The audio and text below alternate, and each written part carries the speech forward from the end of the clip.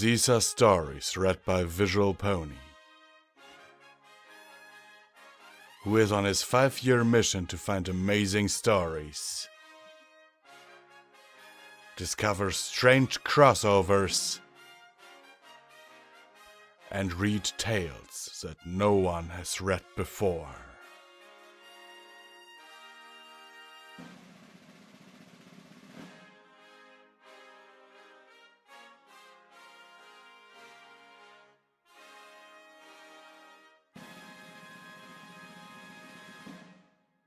The Twilight Enigma by iisaw.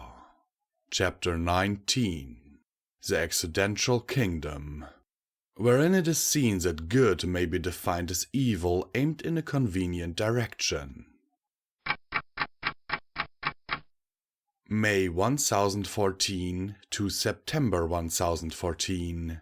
The Forgotten Lands. Airships and seagoing vessels outbound for Zabrica swing south to the San Palomino Desert to pick up the westbound trade winds. On the return trip, they go far to the north to find the EagleEyes. The winds there shave a considerable amount of time off the trip, even for strictly powered vessels, and the mid-latitudes of the lunar sea are empty and devoid of anything of interest. All the maps of Equestria show a rugged coastline running pretty much straight south from Tall Tale to Los Pegasus, and nothing offshore but empty ocean. Even the magical map table in my castle agreed. No pony goes there because there's nothing there. The middle of nowhere sounded like a good place to be. I didn't take a direct route, of course. I didn't want to be followed, so I used a randomized teleportation pattern to confuse any pony trying to trace my course. I even attempted a very clever move that I thought up on the fly. I dropped my exit vortex just below sea level. I thought that the resulting explosive displacement of the water would add a good deal of noise to the energy dispersion. It would have worked perfectly if I hadn't appeared inside solid rock. There sure was a lot of noise though. Despite what pulp literature tropes maintain about teleportation into solid objects, it isn't always a fatal error.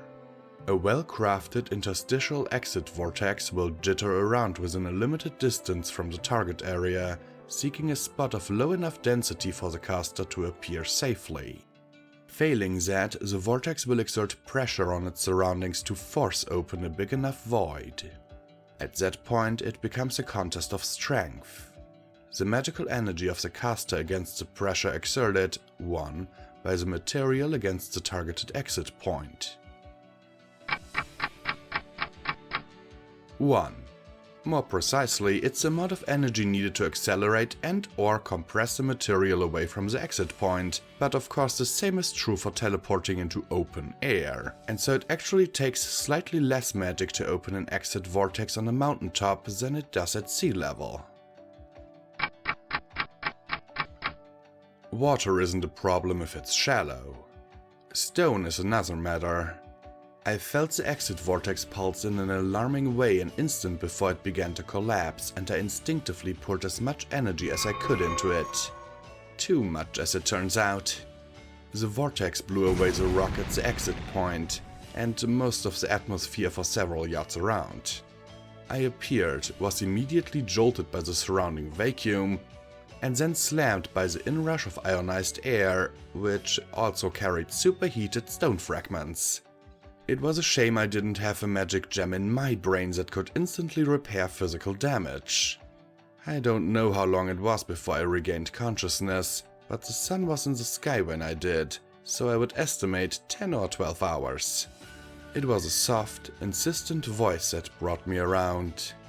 Sina muli anuseme? For a moment, I couldn't make any sense of it, but the question was repeated, and I realized it was a Far Eastern trade pigeon I'd picked up the year before. Mi moli Allah, I replied, which, given the vagaries of the limited language, either meant I'm not dead or I'm not deadly.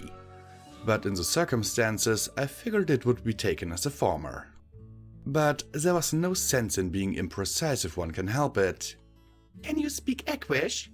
I asked, trying to lever myself up onto my hoofs and get some sense of my surroundings. It seemed I was in a slightly smoldering pit. Small eggwish, yes, came the reply. Are you eating meat? Maybe the strange voice had been asking if I was deadly. Rocks and dirt slid off of me as I rolled onto my belly and pulled my wings against my barrel. I peered upward, but my vision was so blurry I could only make out a white blob against the sky.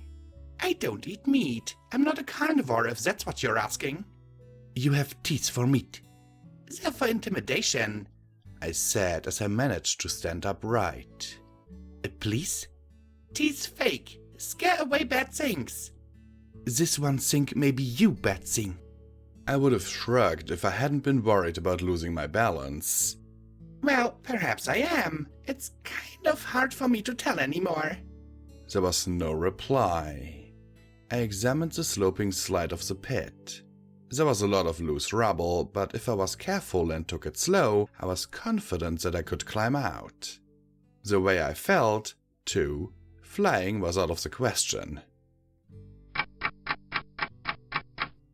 2. Like the end product of the process wherein hay is often a principal ingredient, if you must know. I'm coming up! I called up to whoever it was at the edge of the pit. You can run away if you want to, but I won't hurt you. No answer. It took around half an hour to drag myself up to the surface, and I had to stop several times to rest. The dark magic energy within me had kept me in my nightmare Twilight form, but it was as depleted as my natural strength, and I seemed to be able to think a bit more clearly. I had intended to burn away the dark magic by boiling away as much seawater as necessary from the ocean and degrading the structural matrix as I went along, in lieu of an actual transfer. Yes, the magic would have had a corrupting influence on the target, and probably created a great many unpleasant chimerae and baby win, but it would be wildly dissipated and only affected an isolated and empty part of the world. That had been the plan anyway. I tried to touch the wheel of the world to get some idea of where I actually was, but my magic wrenched at me and I almost fell back down the slope. Later, I told myself. I scrambled over the edge of the pit and flopped down onto a patch of grass that was clear of rocky debris, panting heavily. I didn't fall asleep, but I drifted into a vague, half-waking state of mind, not really thinking, just taking in the view in front of my muzzle. Blue sky, rolling green hills covered by scattered copes of oak and yew, tall mountains in the distance. Very pleasant, actually. Then my suspicious white blob warily stepped into view. That close, I was able to get a detailed look at her. Her body was long and supple, covered with feathery scales. Her head was half equine, half draconic, with stubby antlers and long whiskery tendrils that trailed back from her muzzle. Her tail was more snake-like than anything else, but with a terminal fin of silky hair. Long flame-like tufts of hair sprouted just above her cloven hooves, and all of her except of her amber eyes was a shimmering pearlescent white. Karen? I groaned. Holy sun and moon, did I teleport all the way to NASA?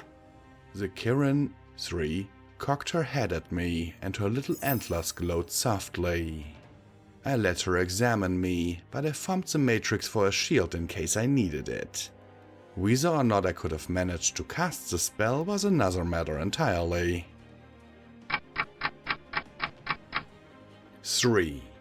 Most ponies know of them only from stories, and they're often referred to as dragon ponies, but in fact they're a unique species and not a hybrid. Dark magic in you, the Kirin said. I gave a harsh bark of laughter. Tell me something I don't know. She frowned in puzzlement. Sorry, I groaned. I know, dark magic bad. I want to make dark magic go away. Not easy do, she replied. I sighed and rolled onto my belly. The Kirin floated back several yards. Flight magic without wings to channel it was incredibly intriguing. If I hadn't had other, more pressing concerns, I would have been asking her 1,000 questions. I can do it, I said after a pause to catch my breath. I thought for a moment. With no convenient empty ocean to boil away, I would need another way to expel the evil without infecting some pony or something else. I need a good deal of brass or copper, and some anti-sophic crystals would be useful. Please? I sighed. Brass! Lots of it! I said, articulating the words as clearly as possible. Kivangello! Mute mute! She scowled. We give you treasure, you'd no do evil? I shook my head. No, this isn't a shakedown, not gold, brass. Kivangello lily, I guess. I need the brass to make a tool. I clarified. Mi pali ilo. The Kirin backed away, still frowning. Evidently, I hadn't gotten through to her. She considered me for a moment and then said, You stay. This one bring other. I watched her snake her way up into the sky, fascinated. Then it seemed like a good time for a nap. Sweet suffering snakeskins, it's Nightmare Moon! The gruff shout abruptly woke me and, understandably, I was a bit cranky.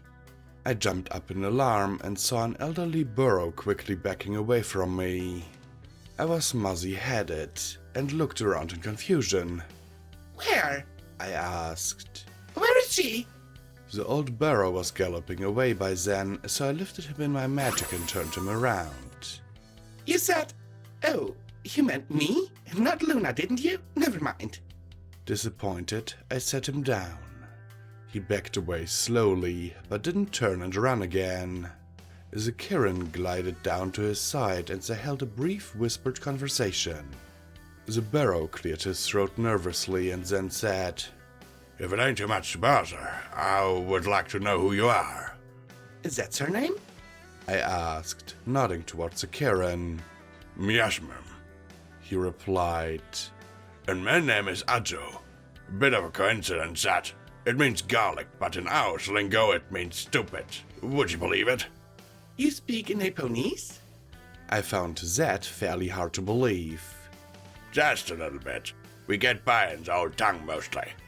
He was so nervous it looked like a strong breeze was blowing his long grey hairs every which way. Now that you know our names, ma'am, could you be so kind as to tell us yours? Twilight Sparkle, I replied, watching him carefully for a reaction. He didn't seem surprised. Pleased to meet you, he said gravely. No, you're not. He swallowed. Well, you're a bit intimidating, and up until now, I thought there was only 3 alicorns in the world, so you're a bit of a shock in that department too. He frowned for a second and then rushed to add, Are you a princess? Should I be calling you your highness and such? I dismissed that notion with a flip of a wing. I didn't want to add more awkwardness to the situation. You haven't heard of me or Flurry Heart? No, but it's been a while since I came to the Forgotten Lands, and we don't get a bunch of news hereabouts. The Kirin spoke to him again. I couldn't understand her, but it sounded tantalizingly familiar. Oh, you would like to know why you're here, if you don't mind us asking, that is. There was some talk of gold, was it? No, it was brass, actually. How about we trade information? I think I have as many questions as you do. There was another exchange between Ao and Ajo, and something clicked in my mind. Is that Proto-Equish you're speaking? Ajo turned back to me. I ain't sure about that. Everyone here about cuts its old tongue. So many critters come here speaking all sorts of crazy stuff that we need one lingo to all get along in. Interesting. And where are the Forgotten Lands in relation to Equestria? You don't know?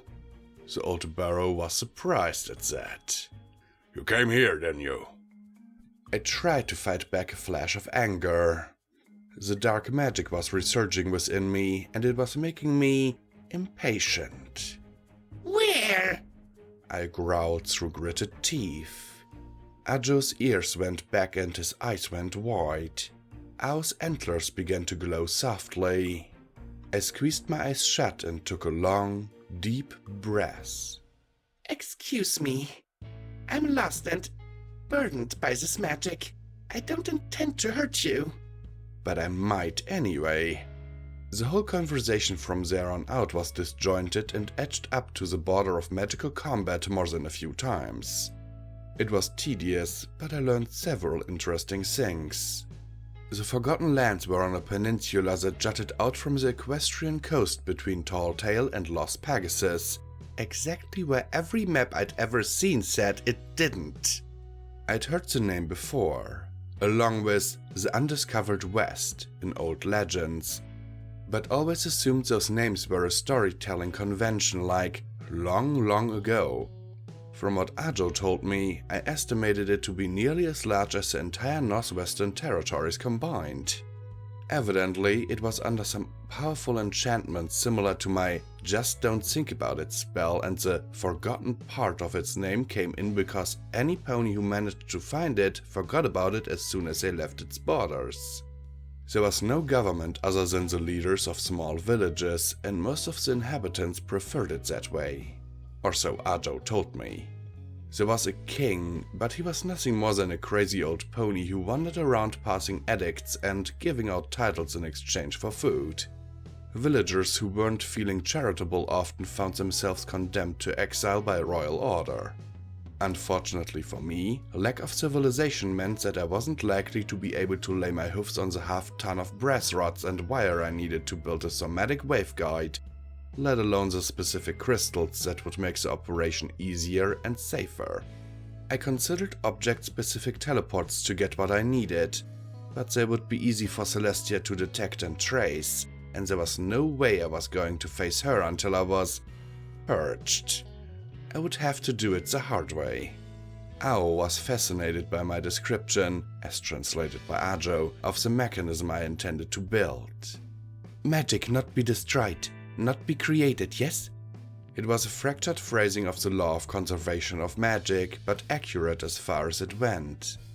But, willing translator or not, there was no way I was going to get across even the basics of quantum thermodynamics, so I did the next best thing.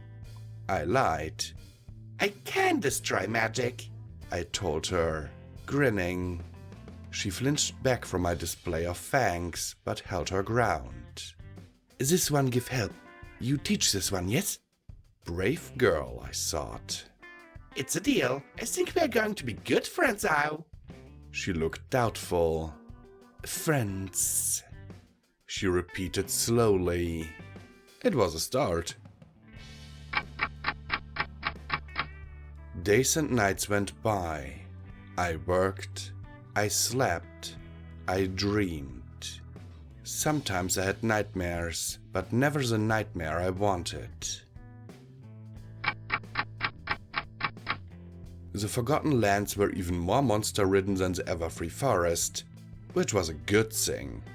At least it was good for me, because if I hadn't had something to unleash my anger and frustration on during the long weeks of mining copper and zin ore, and then smelting it to create the alloy I needed, I might have gone full Trixie on the locals. Or worse. I was surprised by how many of them were willing, even eager to help. Their old tongue trade language was undoubtedly a direct descendant of Proto-Aquish, which made learning it fairly easy. I even picked up several phrases in Naponese. By the time my Psalmic waveguide was half built, there was a nascent village surrounding it. Ponies and other folks often came to catch a glimpse of the strange dark alicorn who was building the mysterious wirework tower, and some of them decided to stay for one reason or another. I was universally treated with great respect. Oh, sometimes it was the adoring respect given to a powerful ruler, and sometimes it was a wary respect given to a large and dangerous animal, but it was respect. Some of the ponies went even farther than mere respect. I was flattered, I suppose, but I'd never been one to crave adoration, and sycophants actively irritated me. Ajo was a smart little ass, and he usually dropped very heavy hints to ponies whose antics threatened to chafe my patience. He also carefully kept any pony away from Ao and me while we were working. There were still unpleasant incidents, 4, but they didn't seem to affect my popularity, except with the ponies involved, and sometimes not even then. 4. No permanent damage was done. That's why I was more than a little surprised when, one afternoon, Ajo rushed up to me as I was lifting crystals to a helix of brass wire, rudely shouting, "Your Majesty, come quick!" I ignored him while I finished with the crystals, but he kept up a low, breezy drone consisting mostly of the word "Please!" until I set the coil down. I had taken up the habit of letting dark magic rise into my horn and eyes when I was displeased. 5. And I did so then.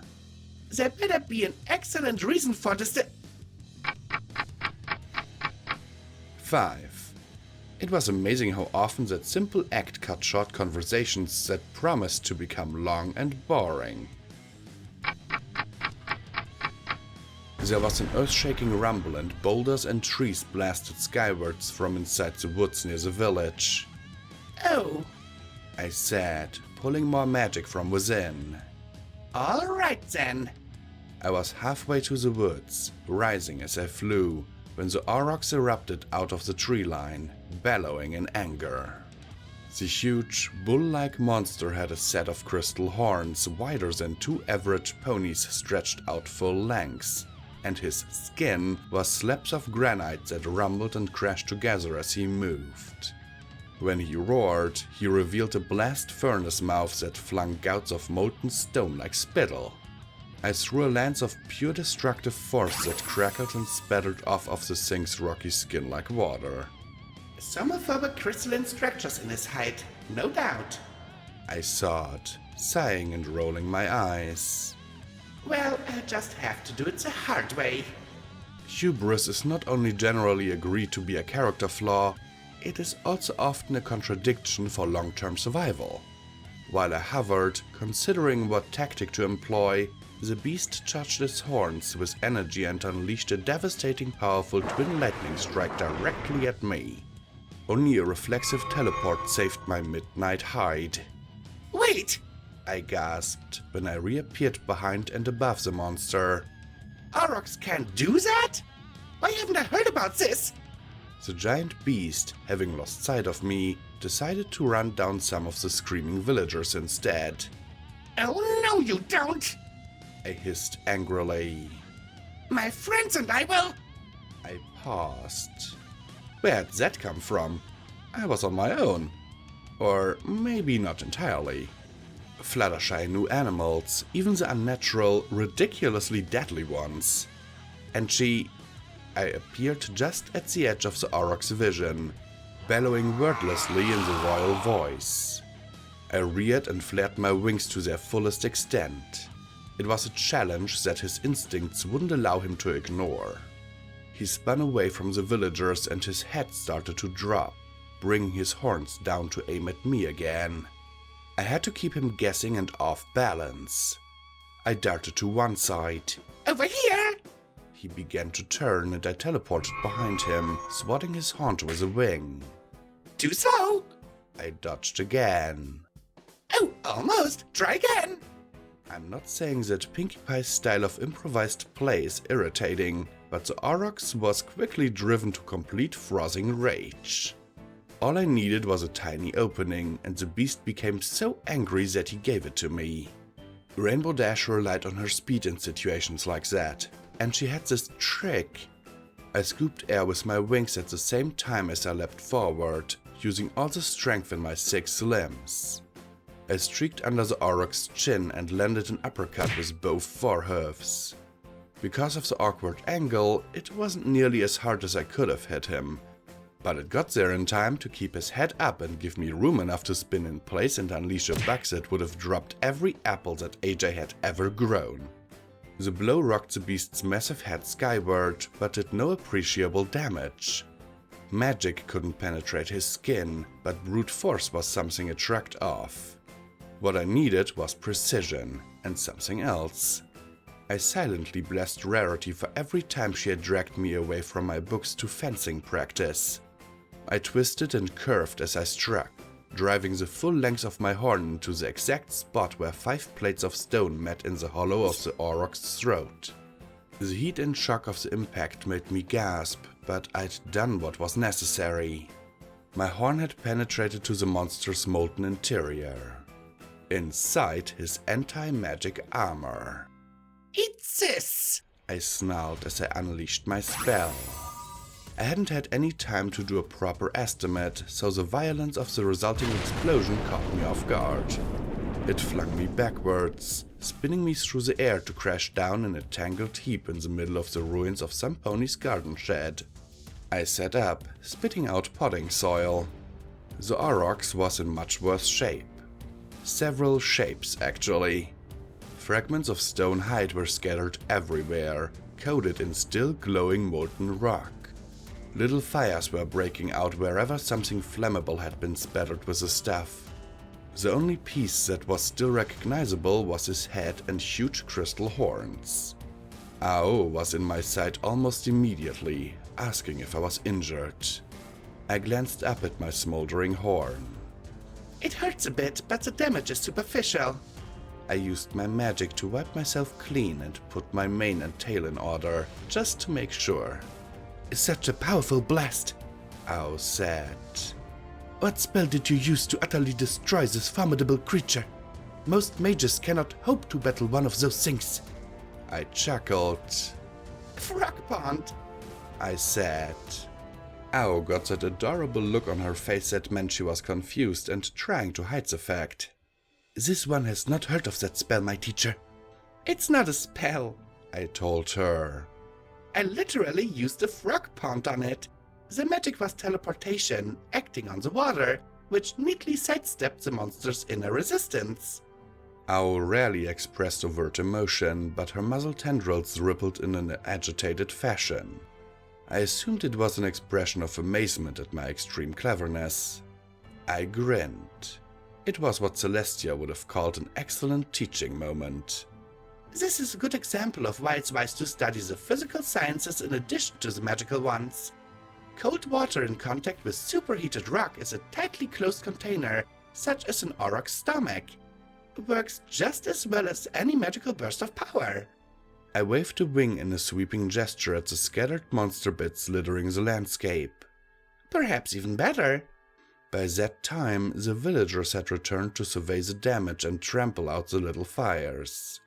They made way for me and bowed as I passed. I lifted the auroch's head in my magic and examined it with a critical eye. I was merely analyzing the crystal structure of its horns and thinking of some experiments I could run on it, but the villagers took it as some sort of display of victory and began cheering me.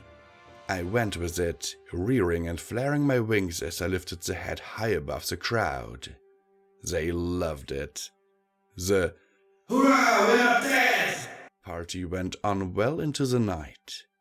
I put the auroch's head on a tall spiked post, 6, and used a little geomancy to raise a dais of dark basalt where I could survey the festivity while remaining a little apart from it. 6. It's barbaric, but traditional. Ajo brought me a platter of vegetables and marshmallows that had been roasted on sticks above the cooling but still hot aurochs' innards. Ao ushered a few of the ponies who wished, and were brave enough, to thank me personally into my presence. I was given a large tankard of cider, which I sampled and set aside.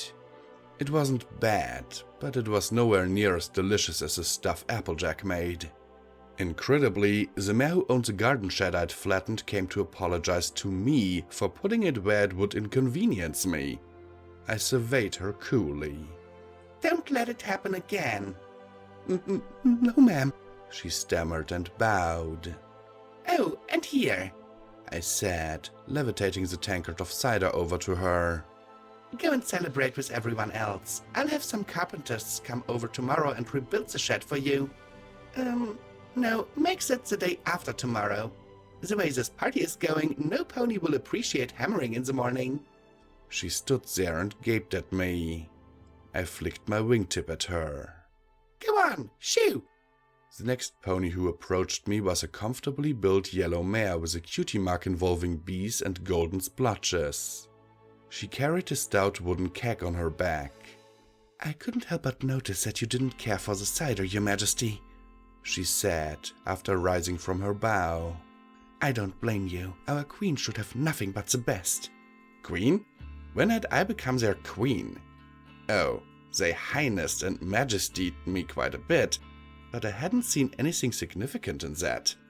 I had been much more concerned about building the constructs that would harmonize away my dark magic and returning to my friends. Yes, I organized the villagers, paid them in medical tasks for the mining and smelting, and kept things safe and running smoothly in the community, but that was all just to serve my own ends. While I was contemplating the matter, the mare drove a tap into her keg and filled a crystal goblet with a sparkling amber liquid. She held it up to me. Best messlagin in the undiscovered West. It smelled like a blend of honey, cider, and spices. It tasted like a burst of sunshine and choir music. I was stunned. The mare grinned proudly. I'm glad you like it. Did you make this? I'm sorry, but I don't know your name. I took another sip. It hadn't been my imagination. It was that good. Yes, I did. Every pony calls me Buzzy, Your Majesty. I chuckled.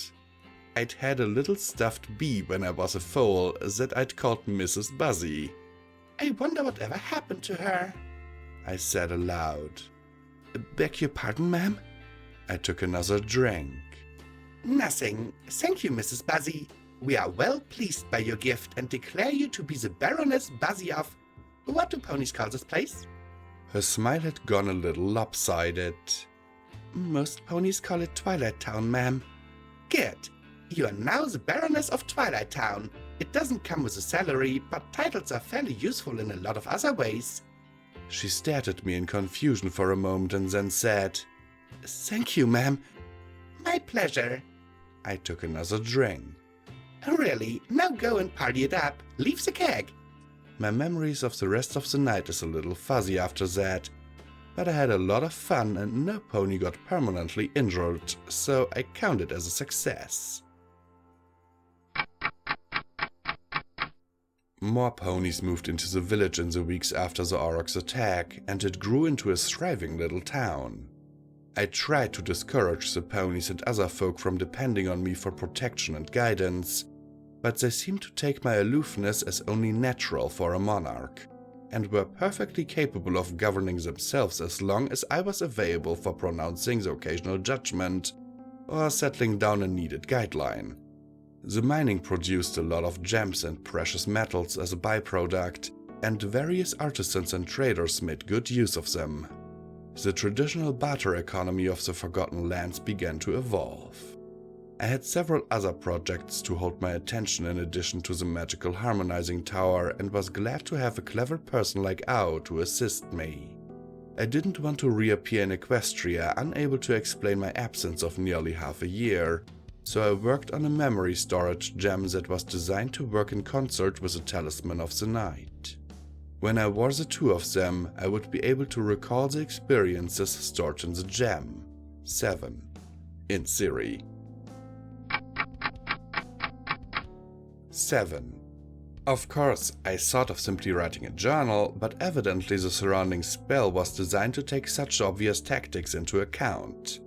Whoever had isolated the peninsula had been powerful, brilliant, and paranoid.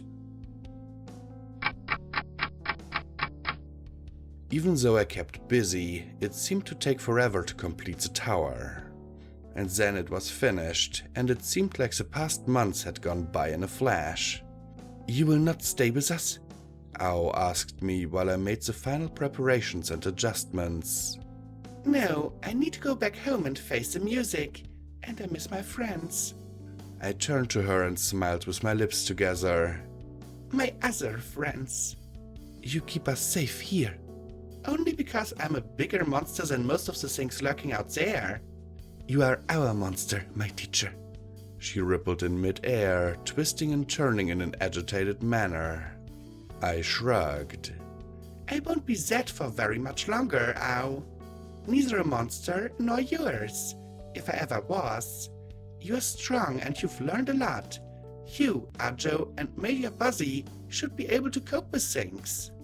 She said nothing, but continued to nod around herself. There will be quite a few folks glad to see me go, I said in an attempt at levity. That stallion I turned into a slug for one. Ow made a sound of scorn. He was inexcusably rude. A week as a lowly insect was a light punishment. I chuckled and shook my head. I could see I wasn't going to convince her, and it wouldn't do any good to correct her taxonomical error. Ajo trotted up then and bowed. Your Majesty, the townsfolk would like to hold a going-away signing tonight, if that's all right by you. Of course, as an old friend of mine says, never pass up a chance to celebrate. So it turned out that a party decoration wrecked my plan and endangered the entire world.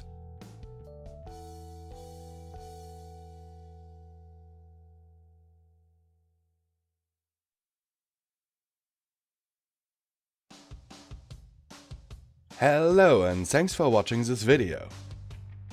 If you liked it, please hit that like button down below, since it really helps me out in the YouTube algorithm. And if you haven't already, why not subscribe to my channel? If you want to support the channel and all the content that I create, you can do so via Patreon at patreon.com/visualpony. The link is in the description. If you want more of my content, why not visit my website where I have everything organized into neat little categories. The address is visualpony.de. Here you can find all the information about upcoming releases and stories that are still in production. And now I'm signing off, my lovely viewers. Visual Pony, out.